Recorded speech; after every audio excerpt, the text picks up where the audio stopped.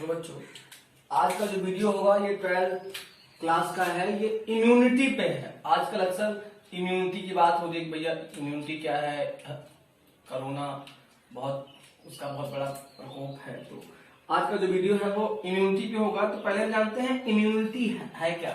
The tendency of the body to protect itself against the pathogen और antigen is called immunity. अगर हम simple में समझें कि भैया इम्यूनिटी एक ऐसी टेंडेंसी है बॉडी की कि आप सपोज कीजिए ये हमारी बॉडी है, सपोज कीजिए ये हमारी बॉडी है और ये कोई पैथोजन या एंटीजन है। अब आपके दिमाग में बात आ रही है पैथोजन या एंटीजन क्या बोल रहे हैं, मतलब ऐसा सब्सटेंस जो अंदर आए और डिजीज कॉज करे उसे हम पैथोजन या एंटीजन बोलेंगे। जैसे आपके बैक्टीरिया हो सकते हैं, जैसे आपके वायरस हो सकते हैं। भाई सिंपल सी बात है, जैसे आपके बैक्टीरिया हो सकते हैं, जैसे आपके वायरस हो सकते हैं। तो आप सपोज कीजिए कि अगर कोई एंटीजन अंदर आए तो हमारे बॉडी के अंदर एक ऐसा सिस्टम है जो उसको आइडेंटिफाई कर देगा। बॉडी के अंदर एक ऐसा सिस्टम है, इसको बोलते हैं इम्यूनिटी,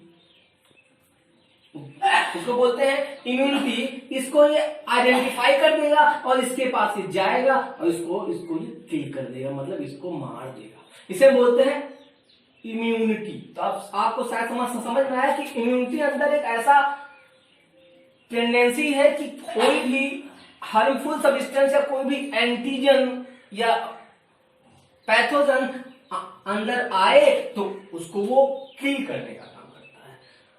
और एक बात जानिए कि साइंस की वह ब्रांच जिसके अंदर इम्यूनिटी की स्टडी करते हैं उसे हम इम्यूनोलॉजी कहते हैं। इम्यूनोलॉजी कहते हैं, आपको हमने बताया था कि लॉजी वर्ड जहां भी आए उसका मतलब होता है स्टडी। हमने आपको बहुत बताया, जैसे भाई कार्डियोलॉजी होता है हार्ट की स्टडी, फिर नेफ्रोलॉजी है, फिर डर्मेटोलॉजी है। तो इसी टाइप से इम्यूनोलॉजी के अंतर्गत इम्यूनिटी की स्टडी करते हैं। अभी हमने आपको बताया कि इम्यूनिटी बॉडी में ऐसा टेंडेंसी है कोई भी पैथोजन या एंटीजन अंदर इंटर करे तो उसको वो किल करने का काम करता है। अब देखिए इम्यूनिटी जो है ये दो टाइप की होती है। इसके कैरेक्टर के बेसिस पे इम्यूनिटी को कुल दो कैटेगरी में बांटा गया है। जो इसका पहला जो कैटेगरी है उसे बोलते हैं इननेट इम्यूनिटी, मतलब जो पहला जो टाइप है वो है इननेट इम्यूनिटी, और जो दूसरा टाइप है वो है एक्वायर्ड इम्यूनिटी। अब देखिए इननेट इम्यूनिटी ऐसा इम्यूनिटी है जो एक जनरेशन से दूसरे जनरेशन में आता है। मतलब अगर हम सिंपल में कहा चाहे तो it is type of immunity which is transfer from one generation to other generation is called innate immunity. मतलब एक ऐसा इम्यूनिटी है जो एक जनरेशन से दूसरे जनरेशन में जाता है और बाय बर्थ में बेबी के अंदर ट्रांसफर होता है। इस इननेट इम्यूनिटी को नेचुरल इम्यूनिटी के नाम से भी जानते हैं। तो अगर कहीं भी नेचुरल इम्यूनिटी का टर्म आए तो आपके दिमाग में आज फोटो बन जाना चाहिए कि कहीं ना कहीं क्या बोलते हैं, ये इननेट इम्यूनिटी की बात हो रही है। फिर जो दूसरा टाइप है वो है एक्वायर्ड इम्यूनिटी। ऐसा इम्यूनिटी जो एक जनरेशन से दूसरे जनरेशन में ट्रांसफर ना हो उसे हम बोलते हैं एक्वायर्ड इम्यूनिटी। जो ये एक्वायर्ड इम्यूनिटी है इसको एडाप्टिव इम्यूनिटी के नाम से भी जानते हैं। इसको एडाप्टिव इम्यूनिटी के नाम से भी जानते हैं, जो आपका एक्वायर्ड इम्यूनिटी है। एक्वायर्ड इम्यूनिटी बॉडी को जब नीड होगी, एनवायरमेंटल कंडीशन जब चेंज होगा तब ये इम्यूनिटी एक्टिव होता है और ये काम करता है। अब देखिए एक बात और जान लीजिए कि अगर कोई भी पैथोजन या एंटीजन अंदर आएगा तो पहले इननेट इम्यूनिटी एक्टिव होता है, उसको किल करने का काम करता है। लेकिन जब ये उसको किल नहीं कर पाता तो एक एडवांस टाइप की इम्यूनिटी डेवलप होती है, मतलब जिसको हम एक्वायर्ड इम्यूनिटी कहते हैं। मतलब पहले ये कोशिश करेगा, लेकिन अगर ये ना कर पाए तब आपका एक्वायर्ड इम्यूनिटी जाता है और किल करने का काम करता है। हमने आपको बताया कि जो इननेट है ये एक जनरेशन से दूसरे जनरेशन में ट्रांसफर होता है, लेकिन जो एक्वायर्ड इम्यूनिटी है ये एक जनरेशन से दूसरे जनरेशन में ट्रांसफर नहीं होता। अब देखिए एक्वायर्ड इम्यूनिटी जो है ये फर्दर फिर दो टाइप के होते हैं। एक होता है एक्टिव एक्वायर्ड इम्यूनिटी। जो आपका एक्वायर्ड इम्यूनिटी है ये फर्दर फिर दो टाइप का होता है, एक्टिव एक्वायर्ड इम्यूनिटी और फिर दूसरा है पैसिव एक्वायर्ड इम्यूनिटी। समझ में आया? हमने आपको बताया इम्यूनिटी को दो टाइप के, इननेट इम्यूनिटी और एक्वायर्ड इम्यूनिटी। फिर एक्वायर्ड इम्यूनिटी को दो टाइप का है, जिसमें से पहला है एक्टिव एक्वायर्ड इम्यूनिटी और ये दूसरा है पैसिव एक्वायर्ड इम्यूनिटी। आप जानते हैं भैया एक्टिव एक्वायर्ड इम्यूनिटी क्या है? ऐसी इम्यूनिटी कि जब एंटीजन आए, ऐसी इम्यूनिटी कि जब एंटीजन या पैथोजन अंदर आए तो खुद का ओन इम्यून सिस्टम, मतलब जो खुद का इम्यून सिस्टम है वो एक्टिव हो जाए और उस पैथोजन को वो किल कर दे। तो इस टाइप के इम्यूनिटी को बोलते हैं एक्टिव एक्वायर्ड इम्यूनिटी। सिंपल में समझने के लिए ये जानिए भैया, हम हैं और ये पैथोजन है और ये पैथोजन है। ऐसा इम्यूनिटी कि अगर कोई इम्यून सिस्टम, अगर कोई एंटीजन अंदर आए और खुद का इम्यून सिस्टम, मतलब जो बॉडी के अंदर है, जो बॉडी के अंदर है वो एक्टिव हो और उसको किल कर दे, तो ऐसे इम्यूनिटी को एक्टिव एक्वायर्ड इम्यूनिटी कहते हैं। दूसरा समझिए पैसिव एक्वायर्ड इम्यूनिटी क्या है?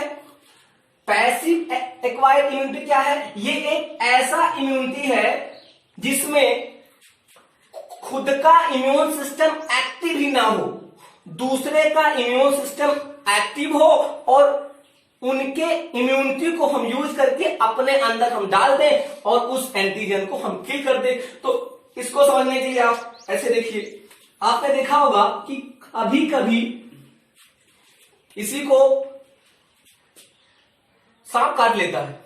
आपने देखा होगा कि स्नेक जब इसी को जब काट लेता है तो क्या होता है, उनको इंजेक्शन लगता है एंटीवेनिन का, क्योंकि उसका जो पॉइजन अंदर आया, हमारे पास उतनी स्ट्रॉन्ग इम्यूनिटी नहीं है, हमारे पास इतनी स्ट्रॉन्ग इम्यूनिटी ये नहीं है कि उसके पॉइजन को हम किल कर सके, उसके पॉइजन को हम किल कर सके। तो क्या होता है कि जो आपके हॉर्स है उनका इम्यून सिस्टम बहुत स्ट्रांग होता है, तो हॉर्स के अंदर क्या होता है कि हॉर्स के अंदर जो स्नेक का जो पॉइजन है उसको इंटर किया जाता है, और जब इंटर कर देते हैं तो उनके अंदर इम्यूनिटी एक्टिव होता है और उसके खिलाफ जो एंटीबॉडीज है वो बन जाता है। फिर उस एंटीबॉडीज को लेकर के पैक कर देते हैं और वो एंटी वेनम के नाम से मार्केट में आता है। और फिर जब अगर